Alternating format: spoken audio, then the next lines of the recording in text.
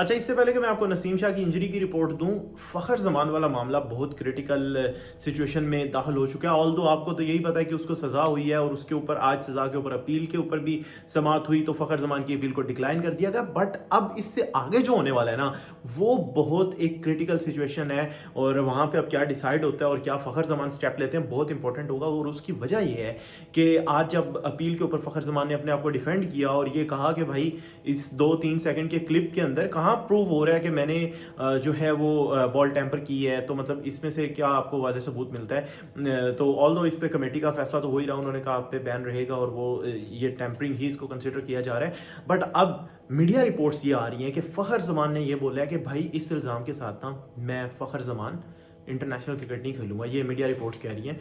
और ये कहा जा रहा है कि फ़खर ज़मान इसके अगेंस्ट अदालत जा रहे हैं और वो कोर्ट से ये डिसीजन लेना चाहते हैं कि भाई ये अगर यहाँ पे डिसीजन नहीं हो पा रहा तो मैं कोर्ट में जाऊँगा और मैं मतलब कोर्ट से कहूँगा कि इल्ज़ाम लगाने वालों को ये कहें कि ये प्रूव करें कि उसके ऊपर कहाँ मैंने टैंपरिंग की है या कहाँ पे टैंपर हुआ है। इस वीडियो में कहाँ पे ये नज़र आ रहा है कि एक शक तो ज़रूर शक का इजहार किया जा रहा है कि बॉल जब आप उन्होंने पकड़ी, दूसरा हाथ ऊपर था, तो उन्होंने अपने थंब के साथ नाखून या कुछ भी इंप्लीमेंट किया तो उसको टैंपर किया। बेसिकली यही कहा जा रहा है कि नाखून के साथ किया है। तो अब ये चीज़ है कि फ़खर ज़मान, देखो यार, पहले ना मुझे पर्सनली ये लगता था कि Fakhar Zaman is very honest man and मतलब जिस तरह का फ़खर ज़मान है, आपको मुझे किसको शक है, ठीक है। तो वो जिस तरह का एक पैट्रियोटिक इंसान है, तो बट मुझे लगता था यार फिर भी ना players ball tampering is something, जो आप स्लेजिंग भी तो कर ही लेते हो ना, तो कहीं पे मूड बन गया टीम करने का यार, मतलब आई एम नॉट, मैं इल्ज़ाम नहीं लगा रहा, बट मतलब हो जाता है, ठीक है। क्रिकेट में ये चीज़ें हो जाती हैं on the field, heat of the moment, या आपका जो टेम्पो बना होता है किसी के कहने पे भी।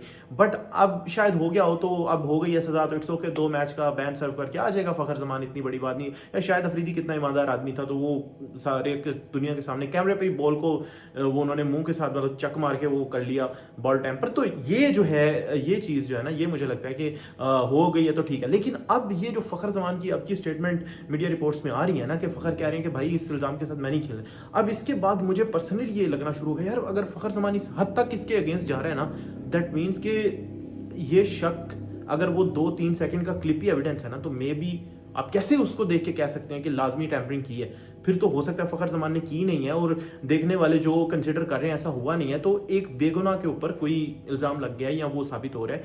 तो मुझे भी अब ये लगना शुरू हो गया कि अगर फ़खर ज़मान इतना इसके ऊपर रेजिस्ट कर रहा है और इनसे मतलब इस तरह से वो कर रहा है, रेजिस्ट कर रहा है, तो वो कह रहा है कि मैंने नहीं की, तो दैट मीन्स कि नहीं की होगी। बट लेट्स सी कि फ़खर ज़मान इसके बारे में क्या डिसाइड करते हैं। बट दूसरी तरफ आज जब कराची वर्सेस विंडीज़ का मैच था, तो उसमें पहले तो यार क्या मैच हुआ है क्या आजम खान भी फॉर्म में वापस आ गया। मैंने आपको देखो अभी निकाल के देखो आप वो वीडियो जो मैंने कराची की टीम का एनालिसिस किया था, मैंने आपको बताया था the best team on paper is Lahore Qalandar, the second best team is Karachi Kings. आप लोगों ने अगर नहीं देखा अभी जाके देखो, उसके ऊपर और भी मैंने एनालिसिस किए हुए हैं। तो कराची किंग्स की मेरी जो प्लेइंग 11 थी वो भी अब देखो, मैंने आपको बताया था कराची किंग्स ने मोस्टली बॉक्सेस स्टिक किए हुए हैं। एक डेथ ओवर्स का मुझे इनका लगता था कि इनके पास एक एक्सप्रेस पेस वाला बॉलर नहीं है, वो अभी भी नहीं है, लेकिन वो देखो वो किस तरह से उन्होंने कवर किया हुआ, फील नहीं हो रहा ना।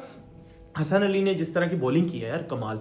तो ऑल दो उनके लिए अनफॉर्चुनेट, अब पिंडीज के लिए ये हुआ है कि नसीम शाह साहब जो हैं वो इंजर्ड हो गए हैं और अब इंजर्ड हुए हैं, वो मैच से मतलब बाहर गए हैं। और उसके बाद अब जो रिपोर्ट आ रही है तो बताया ये जा रहा है कि उनकी जो साइड है उसके अंदर डिस्कम्फर्ट फील हुआ है और ऑल दो उसको मेडिकल स्टाफ ने फौरी तौर पर अटेंड किया, उनको जो भी वक्ती तौर पर मेडिकल असिस्टेंस दी जा सकती थी वो दी गई है। अब उनका जो प्रॉपर मुआयना होगा और उसके बाद जो है ना ये डिसाइड किया जाएगा कि उनको इंजरी क्या है और कितना सीवियर है, और फिर अगली उनकी जो प्लेइंग कंडीशन के लिए वो मतलब मैच खेलने के लिए कितना रेडी हैं, तो इस चीज़ को देखा जाएगा। तो पिंडी उस पर फर्दर जो अपडेट देगा वो भी मैं आपके साथ शेयर करूंगा। बट ऑफ कोर्स फ़खर ज़मान वाला मैटर भी बहुत इंपॉर्टेंट है। लेकिन पीएसएल अब जो है वो मोर और लेस अब हाफ में जाना स्टार्ट हो गया, अभी भी पूरा एक हाफ तो नहीं हुआ, बट अब काफ़ी टीम्स ने अपने अपने काफ़ी मैचेस खेल लिए। ऑल्दो ज़ल्मी एक ऐसी टीम है जिसने सिर्फ एक मैच खेला है, लेकिन वो कराची पहुंच चुके हैं। सो लेट्स होप कि अब कराची वाली लेग इससे भी ज़्यादा मजे की हो और थोड़ा सा पीएसएल खुलना शुरू हो गया। अब देखो, अब हैदराबाद के मैचेस, आप वही एनालिसिस वाली बात है, मैंने आपको बताया था हैदराबाद की बॉलिंग इतने जो कि नहीं है कि वो मैचेस जीतेंगे, तो मुझे आगे भी नहीं लगता। लेकिन अब पिंडी भी नहीं, ज़ल्मी, इस्लामाबाद, क्वेटा, ये 3 टीमें फाइट कर रही होंगी एक दूसरे के साथ। बट कराची एंड लाहौर, मुझे लगता है लाहौर ठीक है, एक मैच आ रहा है, लेकिन आगे जाके लाहौर भी अच्छा परफॉर्म करेगा। उनकी टीम बहुत अच्छी, बहुत सॉर्टेड है।